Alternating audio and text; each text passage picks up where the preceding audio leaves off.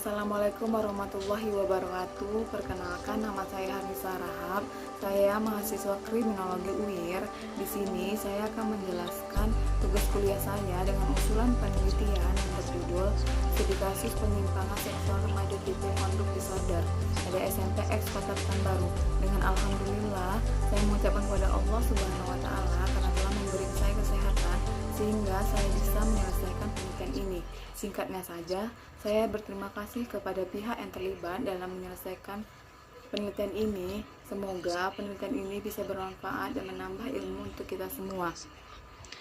Latar belakang dari penelitian ini yaitu perkembangan anak muda sangatlah rumit. Salah satu isu yang paling sensitif terkait dengan kematangan seksual remaja. Hal ini karena remaja cenderung memiliki tingkat perkembangan seksual dan organ reproduksi yang lebih tinggi. Keadaan ini menyebabkan kelemahan perilaku remaja yang berujung pada kepuasan seksual. Kaum muda tidak dapat mengendalikannya dan mereka akan jatuh dalam diskriminasi seksual. Perilaku seksual ini tidak sehat di kalangan remaja, apalagi remaja yang belum menikah. Dilihat dari beberapa peneliti, umur yang sangat bervariasi yaitu antara 14 hingga 23 tahun, sehingga yang paling tertinggi adalah 17 hingga 18 tahun menurut Fuad Radiono Pramatasari 2003. Perilaku seksual remaja dapat diwujudkan dalam beberapa tingkah laku, antara lain yaitu salah satunya dalam mulai berpacaran. Hurlock 1999 mengemukakan bahwa sebagai remaja dewasa dalam hal jenis kelamin, baik pria maupun wanita, terhadap lawan jenis mereka mencapai kematangan seksual. Sikap mulai berkembang seperti asmara yang kuat menjadi dukungan sejak awal. Remaja akan menjadi lebih baik ketika mendapatkan pengasuh yang lebih baik, seperti yang pertama dalam interaksi sosial yaitu orang tua, dan yang kedua lingkungan, yang ketiga sekolah. Kenapa orang tua bisa disebutkan dengan interaksi sosial yang pertama? Karena mereka lah yang sering ketemu dengan anak tersebut atau dengan remaja tersebut, sehingga orang tua seharusnya bisa memilih mana yang baik dan tidak.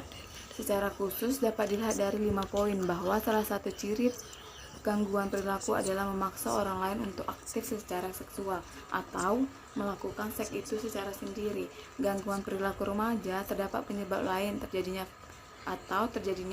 seks yang tidak normal. Rumusan masalah dalam penelitian ini yaitu bentuk prasangka atau penyimpang seksual yang biasanya dilakukan oleh remaja yang kelainan perilaku ini.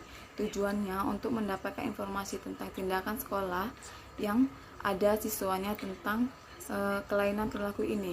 Pembahasannya, kriminologi adalah studi kasus yang membahas tentang kejahatan dan tentang ilmu pengetahuan kejahatan. Ada 4 objek kejahatan kriminologi. Yang pertama yaitu kejahatan, yang kedua itu korban, yang ketiga itu pelaku, dan yang keempat itu reaksi masyarakat. Di sini penelitian saya membahas tentang pelaku atau pelanggar, sekelompok orang yang masih melakukan kegiatan sosial meskipun tidak diatur dalam undang-undang pidana yang terkait dan ada hukumannya. Singkatnya saja, remaja adalah remaja yang manusia yang tidak disebut dewasa tetapi tidak juga disebut dengan anak-anak. Remaja itu adalah masa transisi manusia, seorang anak menjadi dewasa. Dalam kajian tentang remaja diartikan secara biologis, perubahan fisik ditandai mulai sosial atau persiapan menuju masa dewasa. Kemampuan yang berpikirnya lebih abstrak atau yang lebih efektif. Sedangkan conduct disorder adalah orang yang mengalami gangguan emosional dan perilaku yang sangat membuat emosi mereka lebih tinggi. Salah satu jenis teratasnya adalah disorder perilaku. Anak remaja yang gangguan tingkah laku melainkan kesulitan untuk mendapatkan perintah, sehingga anak tersebut sering dianggap dengan anak yang nakal.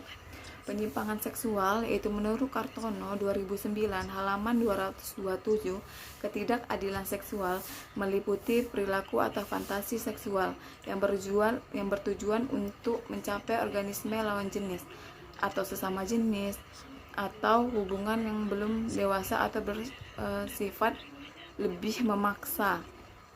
Penyebabnya adalah karena paparan pornografi dan lingkungan yang tidak baik.